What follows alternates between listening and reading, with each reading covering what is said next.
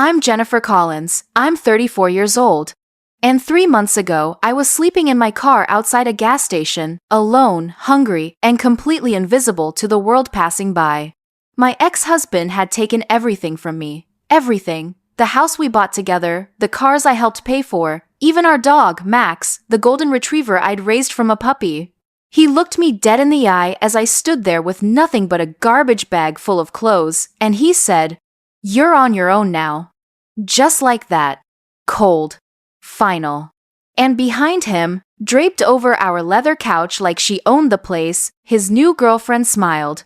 She actually smiled at me. That sharp, satisfied little smirk that said she'd won and I'd lost, and there was nothing I could do about it. I had no one. I had nothing. I had nowhere to go. My family was gone. My friends had all chosen sides, and apparently, his side came with better wine and fewer tears. I was erased, deleted from my own life. Until one rainy night when a stranger approached my car window and said words that changed everything. But before I tell you how my life flipped overnight, how I went from sleeping on cracked vinyl seats to standing in marble hallways, I need you to do something for me. Hit the like button. Subscribe to this channel, and tell me in the comments where you're watching from, because I need to know I'm not alone anymore. I need to know that my story matters. That maybe, just maybe, it'll remind you that even at rock bottom, when you're so far down you can't even see the light anymore, miracles can still happen. They can still find you in the dark. Let me take you back. Let me show you how I got there, because it didn't happen overnight. The fall never does. It's slow. It's insidious. It creeps up on you until one day you wake up and realize you don't recognize your own reflection anymore. 5 years ago, I had what everyone calls a good life, a nice life. We lived in a 3-bedroom house in a quiet suburb with tree-lined streets and neighborhood barbecues. My husband Ryan worked in finance. I worked part-time at a nonprofit until he convinced me to quit. He said we didn't need the money. He said he wanted me to focus on us, on building our home, on being happy. And God, I believed him. I believed every word because I thought that's what love looked like. Someone taking care of you. Someone making decisions so you don't have to. Someone strong enough to carry the weight of everything. I thought I was lucky. From the outside, we looked perfect. We took vacations. We hosted dinner parties. People envied us. But inside those walls, behind that front door, I was disappearing, piece by piece, decision by decision. Ryan controlled the bank accounts. He said it was easier that way, more efficient. He controlled what we spent money on. He controlled where we went, who we saw, what I wore. And he did it all with a smile, with soft words, with this patient, condescending tone that made me feel like I was being difficult when I questioned him. He'd say things like, "Babe, I'm just trying to protect us." Or, "You don't understand finance like I do." Or, my personal favorite, "Why are you being so emotional about this?" Emotional. That word became a weapon. Anytime I expressed a need, a want, a concern, I was being emotional, irrational, ungrateful, and slowly, so slowly I didn't even notice, I stopped expressing anything at all. I became a ghost in my own life. I smiled when I was supposed to. I nodded. I agreed. I shrank. Looking back now, I can see all the red flags I missed. Or maybe I saw them and convinced myself they were something else. Like the time I wanted to take a photography class at the community college. I'd always loved photography, had a decent eye for it. It was something that was mine, something that made me feel alive. Ryan said it was a waste of money. He said I could just use my phone if I wanted to take pictures. He made it sound so reasonable, so practical. But what he really meant was that I didn't deserve to invest in myself. That my interest didn't matter. Or the time my childhood friend Sarah invited me to her wedding in another state. I was so excited. I hadn't seen her in 2 years. Ryan said we couldn't afford it, even though we'd just bought him a new golf club set that cost 3 times what the trip would have. When I pointed that out, he got quiet. Did that thing where he'd go cold and distant until I apologized for being unreasonable. I apologized. I always apologized. I didn't go to the wedding. Sarah and I drifted apart after that. I lost her. I lost so many people because it was easier than fighting him. Easier than dealing with his moods, his manipulations, his way of making me feel crazy for wanting anything at all. I remember my mom asking me once if I was happy. We were having lunch, just the two of us, and she looked at me with these worried eyes and asked if everything was okay with Ryan. I told her everything was fine. Perfect. I smiled and changed the subject. 2 months later, she died of a stroke. Sudden. Shocking. And I never got to tell her the truth. That I was drowning. That I needed help. That I'd made a terrible mistake. That guilt sits on my chest like a stone even now. Then I found the messages. It was a Tuesday afternoon. I remember because Tuesdays were when I did laundry, folded his shirts, organized his life while mine gathered dust. His phone was on the kitchen counter. It buzzed. I glanced at it. I shouldn't have, I know, but something in my gut twisted. The preview on the screen said, "Can't wait to see you tonight, baby." My heart stopped. My hands went cold. I picked up the phone. I don't even remember the password. I must have known it. I must have seen him type it 1,000 times. And there they were, months of messages, months of photos, months of another life he was living while I folded his damn shirts. Her name was Tessa. She was 26. She worked at his firm. She was everything I wasn't anymore. Confident, independent, alive. And he talked to her the way he used to talk to me, back before I became an obligation. I confronted him that night. I was shaking so hard I could barely hold the phone up. I asked him how long. I asked him why, and you know what he said? He said, "You pushed me to this. You stopped trying. You stopped being interesting." Like it was my fault. Like I had driven him into her arms by the crime of existing wrong. I told him we could fix it. I begged him. I actually begged him to go to therapy, to work on us, to remember what we had. He laughed. He actually laughed at me and said, "There's nothing left to fix, Jen. I'm done." He filed for divorce 2 days later. The legal battle was a nightmare. He had money for lawyers, real lawyers, the kind that show up in tailored suits with briefcases full of strategies to destroy you. I had a public defender who could barely remember my name. Ryan had documentation of every dollar, every asset, every piece of our life together. And because I'd been stupid enough to let him handle everything, because I trusted him, I had nothing. No proof of contribution, no financial independence, no leg to stand on. He painted me as lazy, as a freeloader, as someone who'd coasted on his success and contributed nothing. And the judge, this old man with cold eyes and zero empathy, believed him. The courtroom was sterile and cold, with fluorescent lights that made everyone look half dead. I sat there listening to Ryan's lawyer list all the ways I'd failed as a wife, as a partner, as a human being. How I hadn't worked, how I'd spent his money, how I'd contributed nothing tangible to the marriage.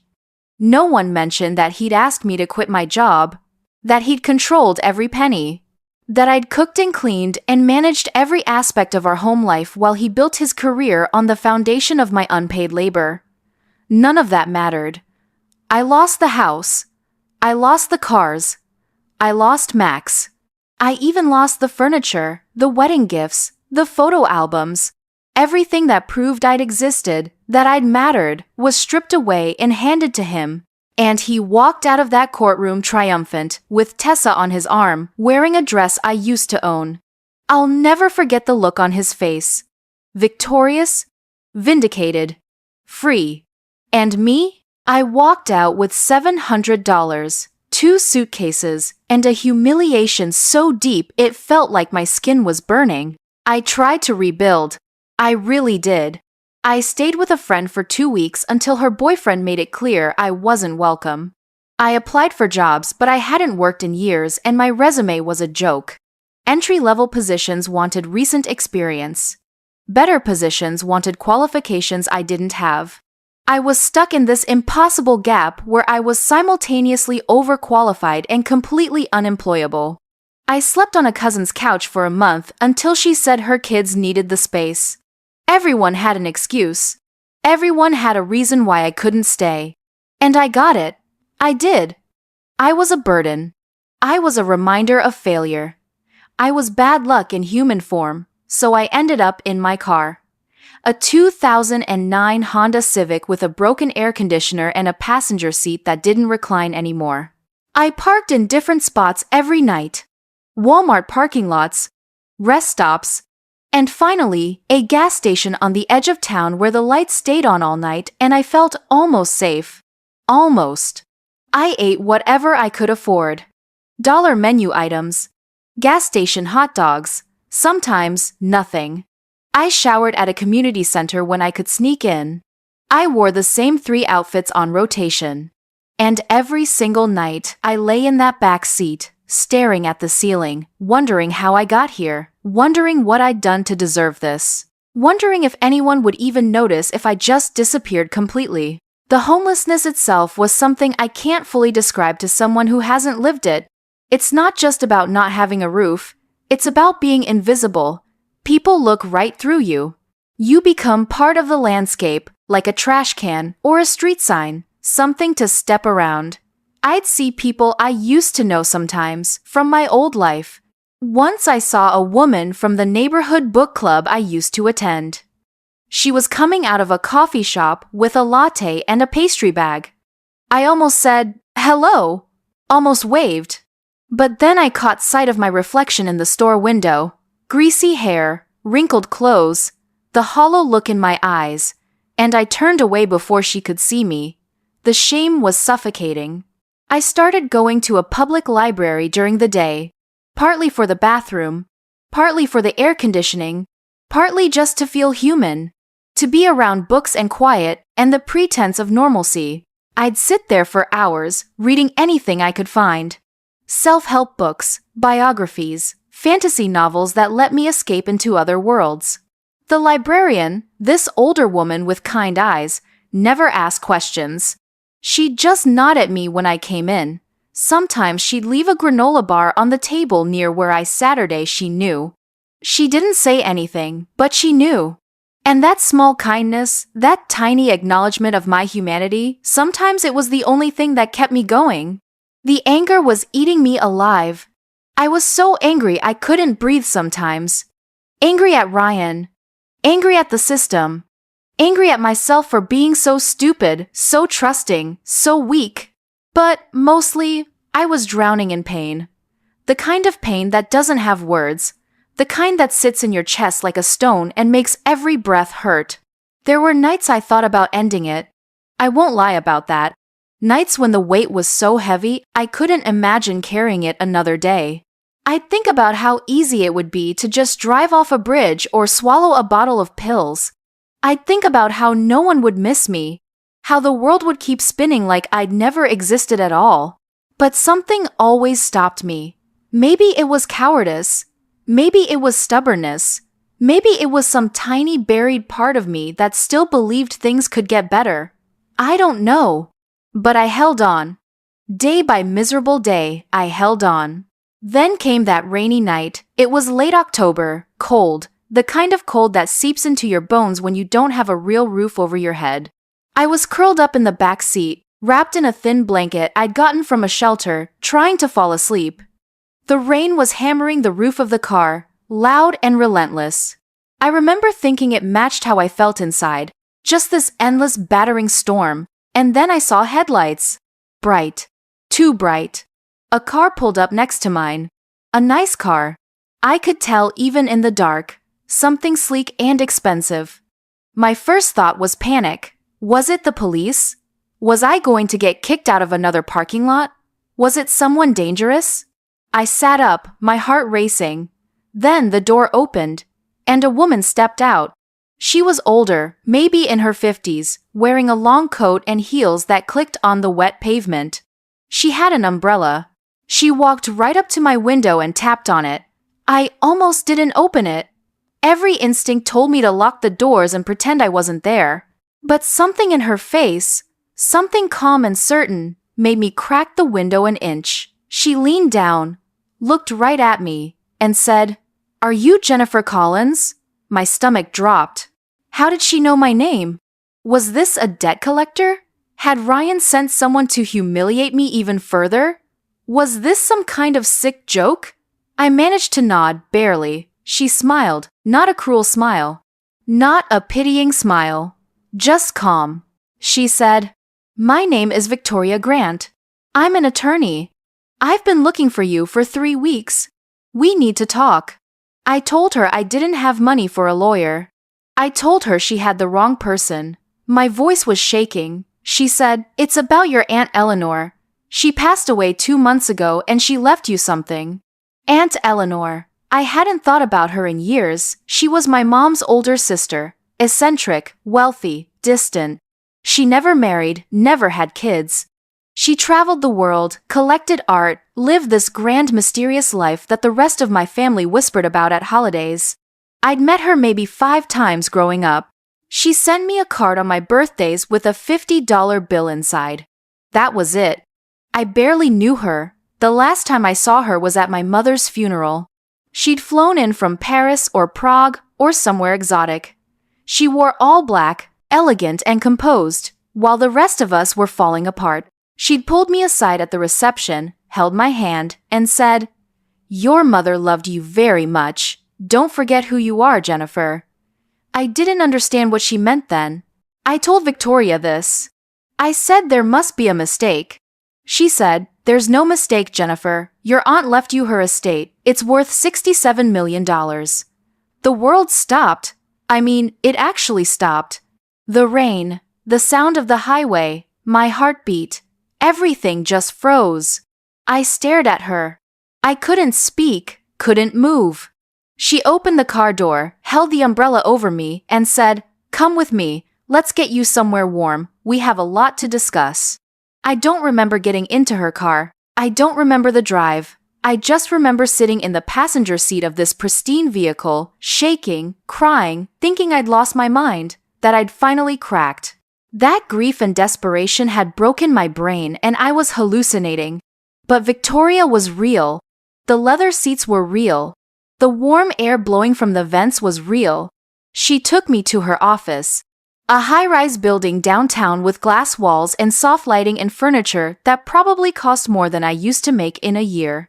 She sat me down, handed me tea I couldn't drink because my hands were trembling too hard, and laid it all out. Aunt Eleanor had died of a heart attack in her home in London. She had no other living relatives except me. Her will was clear. Everything went to me. The money, the properties, the foundation she'd built. Everything. I asked why. I asked why me. I asked what I'd ever done to deserve this. And Victoria said, "She'd been following your life, Jennifer. She knew what you were going through, and she wanted to give you a chance." That night, sitting in that office, my whole life changed. But not in the way I expected, because the money, the estate, the shock of it all, that was just the beginning. Victoria explained that there was a condition. One condition. I had to take over my aunt's nonprofit foundation and run it for 1 full year. If I did that, everything was mine. If I didn't, the estate would be liquidated and donated to charity. I stared at her. I said, "I can't do that. I'm homeless. I haven't worked in years. I don't know anything about running a foundation. I can barely run my own life." My voice cracked.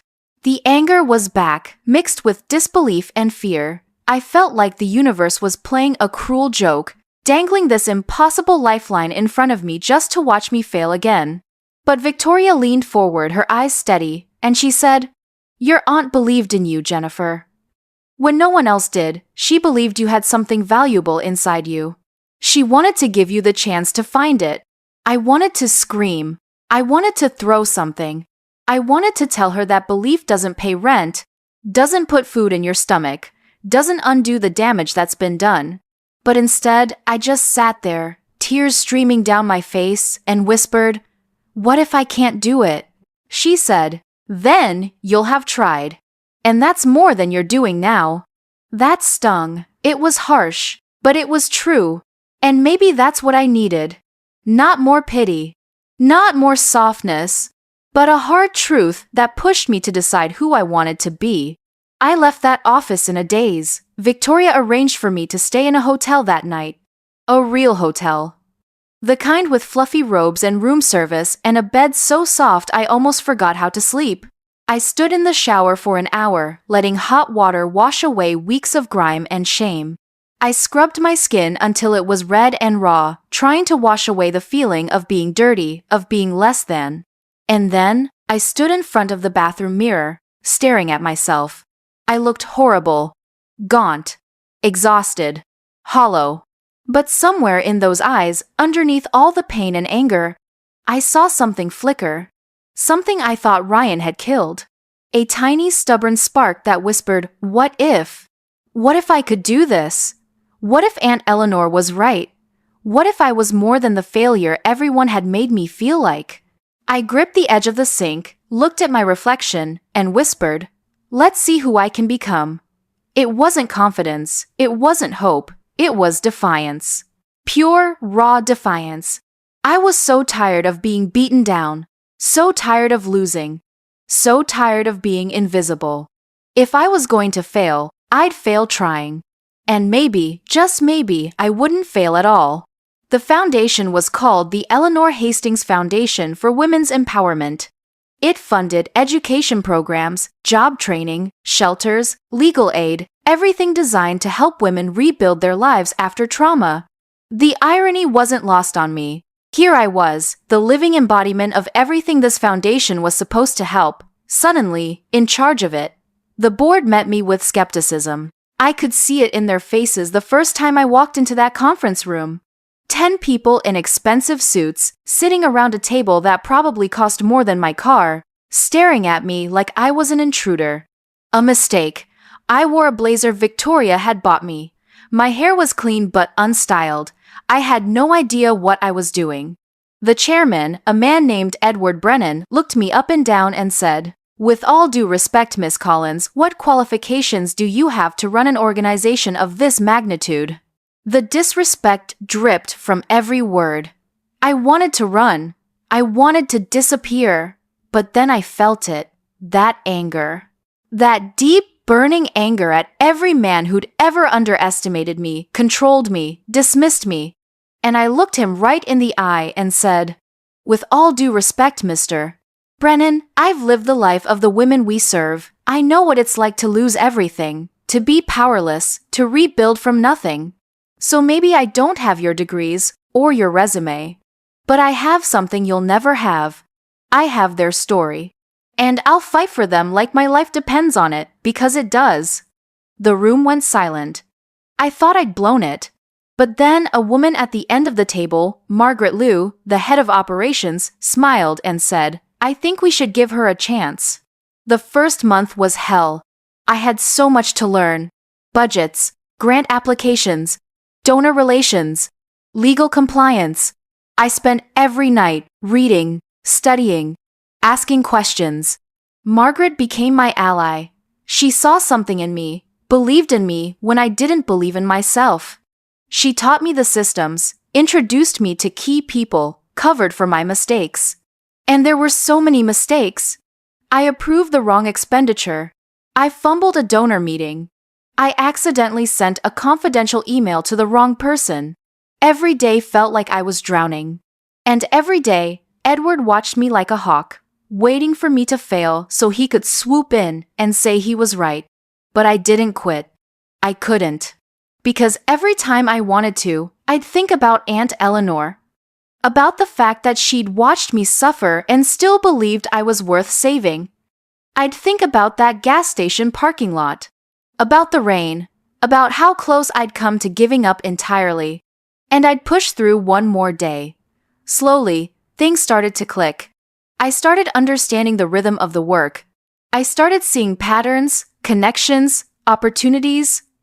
And I started reconnecting with parts of myself I'd forgotten existed. Before I married Ryan, before I shrank into nothing, I'd wanted to be a social worker. I'd cared about people, about justice, about making the world less cruel. He'd convinced me it was naive, impractical, a waste of time. But now, Running this foundation, I remembered why I'd wanted it. I remembered that there was power in caring, in fighting for people who couldn't fight for themselves. And slowly, that spark I'd seen in the mirror started to grow. I remember the first time I felt genuinely competent. It was about 6 weeks in. We had a major donor coming to visit, someone who contributed $500,000 annually. Margaret was sick with the flu. Edward was out of town. It fell to me to give the tour, make the pitch, convince this man that we were worth his continued investment. I was terrified, but I prepared. I studied every program, memorized every statistic, spoke to the women we'd helped, and learned their stories. And when he arrived, this silver-haired man in a $1,000 suit, I didn't shrink. I stood tall. I walked him through our facilities. I introduced him to our staff. I told him about Maria, a single mother who'd escaped domestic violence and was now in our job training program studying to be a paralegal. I told him about Keisha, a teenager who'd aged out of foster care and found housing through our transitional living program. I made him see them, not as statistics or charity cases, but as human beings, as fighters, as women who deserved a chance. And at the end of the tour, he shook my hand and said, "Your aunt would be very proud of you, Miss Collins. You can count on my continued support."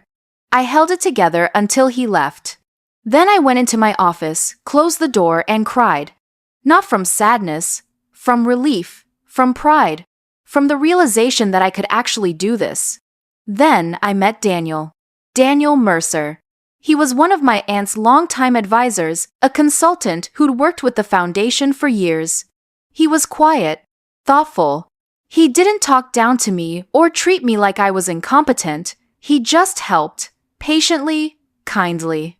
He'd sit with me for hours, going over financial reports, explaining the nuances of nonprofit law, helping me prepare for board meetings, and he never made me feel stupid for not knowing.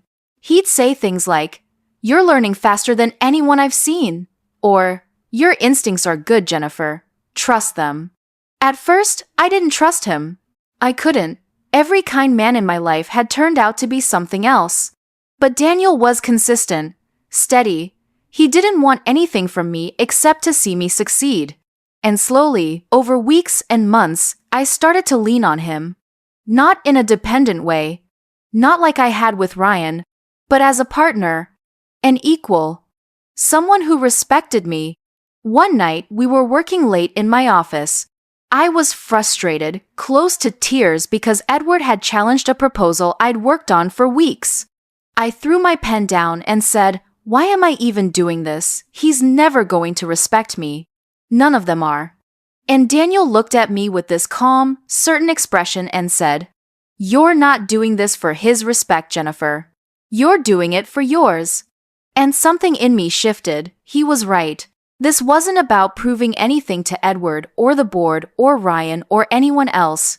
This was about proving to myself that I could rise, that I wasn't broken, that I mattered. But of course, the universe wasn't done testing me. 6 months into running the foundation, Edward made his move. He called an emergency board meeting, claiming financial irregularities under my leadership. He presented documents, raised questions, insinuated that I was either incompetent or corrupt. It was a coup. An attempt to force me out and take control himself. I sat in that meeting, blindsided, feeling the walls close in. Feeling like I was back in that courtroom, watching everything I'd built get ripped away. The anger was volcanic. I wanted to scream, to flip the table, to tell him exactly what kind of man he was. But I didn't. I took a breath, looked at the board, and said, "These accusations are false, and I can prove it." I'd learned from Ryan's betrayal. I'd learned to document everything, to keep records, to protect myself. With Margaret and Daniel's help, I'd kept meticulous files of every decision, every transaction, every approval. I presented them methodically, calmly, dismantling Edward's claims one by one. And then I went further. I'd discovered that Edward had been funneling foundation resources to a private consulting firm he partially owned. It was subtle, buried in contracts and invoices. But it was there. Daniel had helped me find it, had shown me the patterns. I laid it out in front of the entire board. I watched his face go pale. I watched him stumble over excuses. And then I said, I think it's time for you to resign, Mr. Brennan. Effective immediately. The board voted unanimously. He was gone, and I was still standing. Stronger than I'd ever been. That night, Daniel took me out for dinner to celebrate. Not somewhere fancy, just a quiet restaurant with good food and better wine. He raised his glass and said, "To Jennifer Collins, the strongest person I know." And I believed him. But the hardest test came from a face I never wanted to see again. Ryan. He showed up at my office on a Thursday afternoon, 8 months into my new life. My assistant buzzed me, sounding confused, saying my ex-husband was here to see me. My stomach dropped. My hands went cold. For a moment, I was back in that house. Small and powerless. But then I remembered who I was now. I told her to send him in. He walked through that door looking exactly the same. Polished, confident. That same smile that used to make me feel loved and later made me feel worthless. He said, "Jen, wow, look at you. I heard you landed on your feet."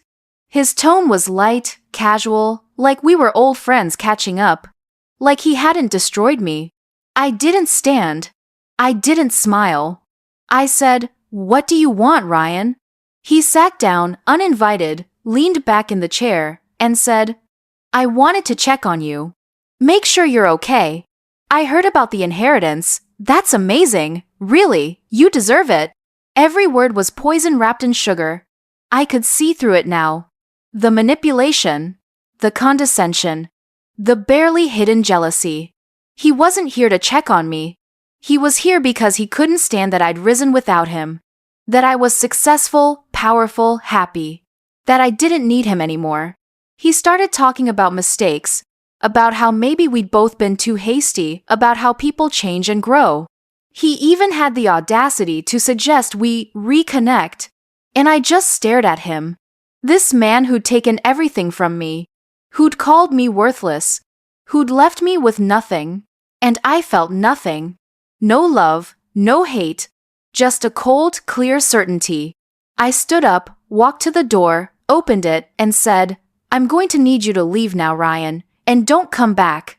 He looked shocked, actually shocked. Like he couldn't believe I'd dismiss him. He said, "Jen, come on, don't be like that."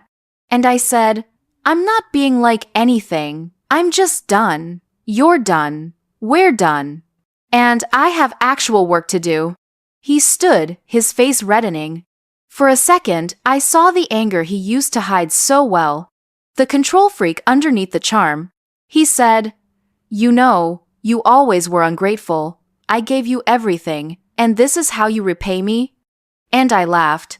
I actually laughed. Because the absurdity of it, the sheer audacity was almost funny. I said, "You gave me nothing, Ryan. You took everything. My job, my friends, my confidence, my sense of self. You tried to erase me, and you almost succeeded. But I'm still here, and I'm better than I ever was with you, so thank you for the lesson. Now get out." He left.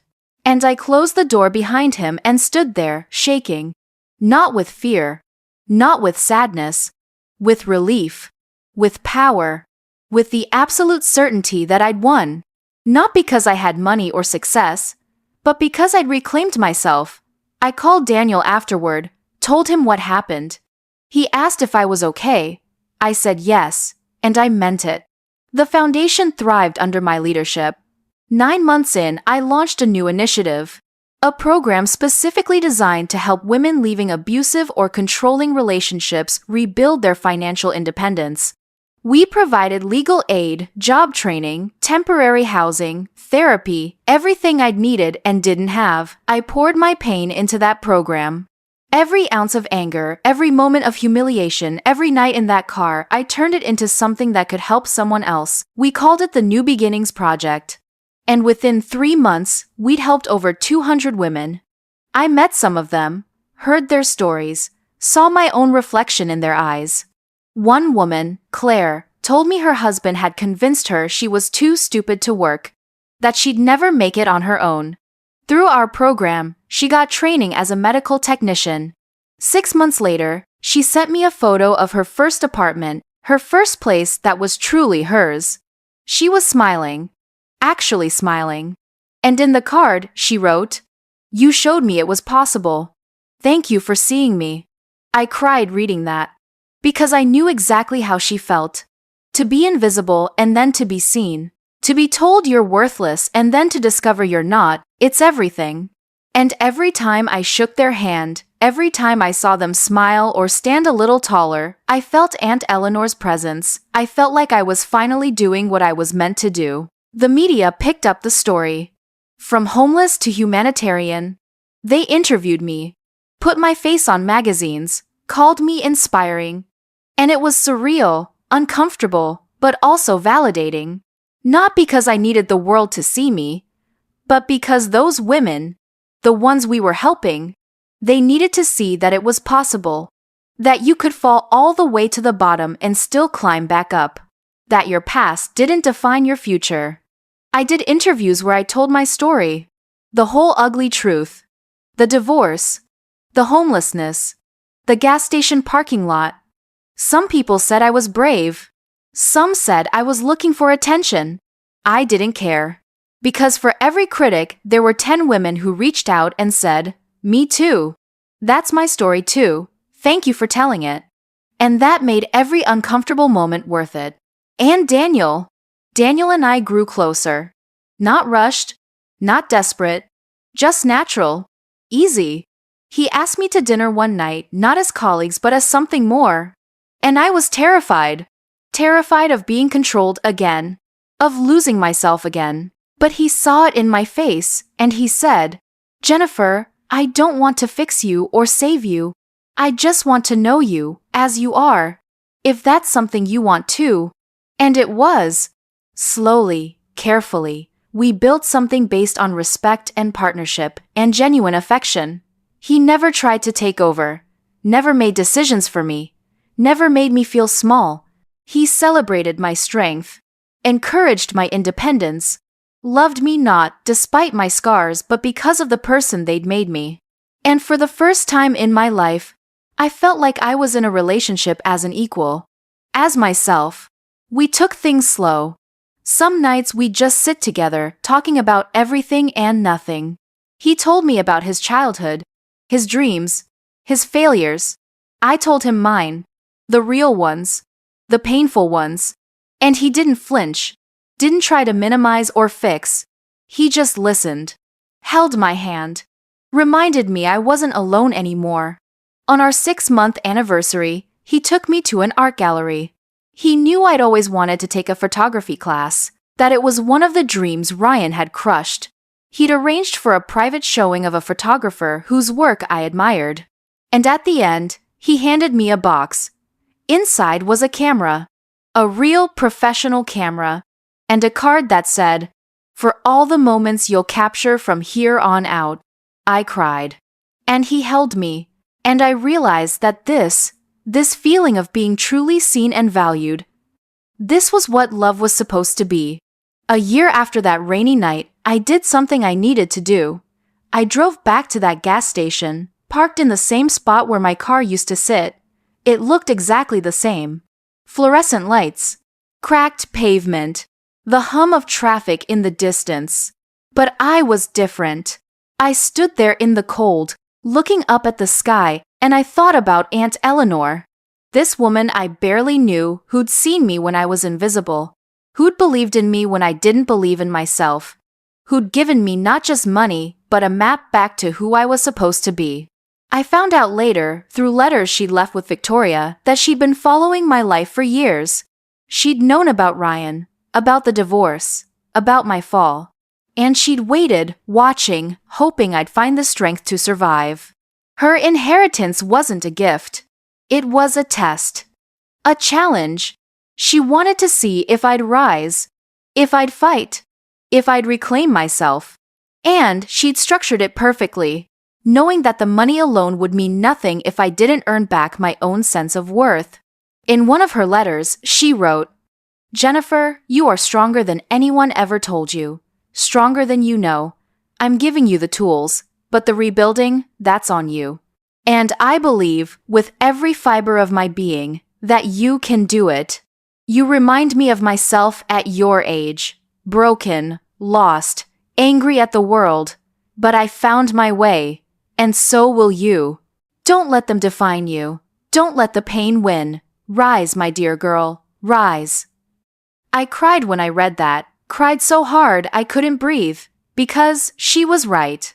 She didn't just leave me money, she left me a chance, a purpose, a reason to fight, and I did. I fought. I rose.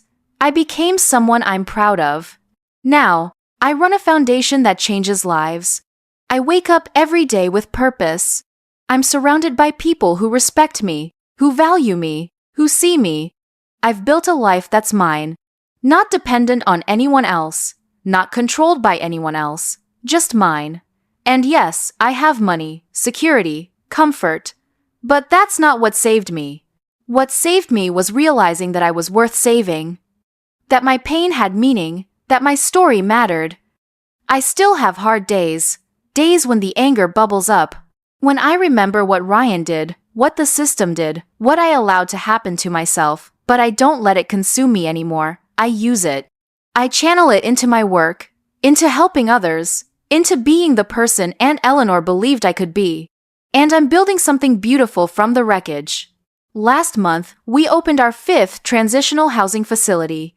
It houses 20 women at a time, gives them a safe place to heal and plan and rebuild. At the opening ceremony, I spoke to the residents. I told them my story. I showed them that I understood, that I'd been where they were, that there was hope on the other side of the pain. One woman, barely 20 years old with a baby on her hip, came up to me afterward. She had tears streaming down her face. She said, "Thank you for not giving up, because now I know I don't have to either." And that right there, that's why I do this. That's what Aunt Eleanor gave me. Not money, purpose. That's the truth no one tells you about rock bottom. It's not the end. It's not where your story finishes. It's where it begins. It's where you find out what you're made of. Where you decide who you want to be. I was broken, shattered into a million pieces, but I picked them up one by one and I put myself back together into something stronger, something better, something real. I'm not the same Jennifer who married Ryan. I'm not the same Jennifer who slept in that car. I'm someone new, someone forged in pain and anger and desperation. Someone who knows her worth. Someone who won't ever let another person define her again. And that person, the one I am now, she's someone I actually like. Someone I respect. Someone I'm proud to be. If you're watching this and you're in that dark place, if you're sleeping in your car or crying in the bathroom or wondering if anyone would notice if you disappeared, I need you to hear me. You matter. Your pain is real and it's valid, but it's not the end of you. You are stronger than the people who hurt you. You are more than the worst thing that ever happened to you. And somewhere, somehow, there's a chance waiting for you. Maybe it won't look like mine. Maybe it won't be an inheritance or a foundation or a fairy tale turnaround. But it'll be there. You just have to survive long enough to see it. You have to hold on. You have to fight. Because you deserve to see who you can become. And I promise you, it's someone worth meeting. The anger you feel, that burning rage at the injustice of it all, don't let it destroy you. Use it. Let it fuel you. Let it push you forward. Because on the other side of that anger, if you channel it right, is power, is purpose, is a version of yourself that refuses to be broken ever again. Standing in that parking lot a year later, I looked up at the stars and I whispered, "You were right, Aunt Eleanor. Sometimes you have to lose everything to discover what you're truly made of." And I finally felt it. Not just survival, not just success, but peace. I was home. Not in a building or a place, but in myself. I'd found my way back. And no one could take that away from me ever again. I thought about all the women I'd helped, All the lives that had changed because Aunt Eleanor believed in me. Because she gave me a chance. And I realized that her legacy wasn't just the foundation or the money. It was this ripple effect of healing and hope that spread out from her faith in one broken woman. That's the real inheritance. Not dollars or real estate, but the reminder that one act of belief can change everything. That someone seeing your worth, even when you can't see it yourself, can be the difference between giving up and rising up. So if this story touched your heart, if it reminded you that broken beginnings can still lead to beautiful endings, I need you to do something for me. Hit that like button, subscribe to this channel, and drop the word reborn in the comments. Let's remind the world that we're not defined by what breaks us. We're defined by how we rise. And trust me, you can rise. I'm living proof.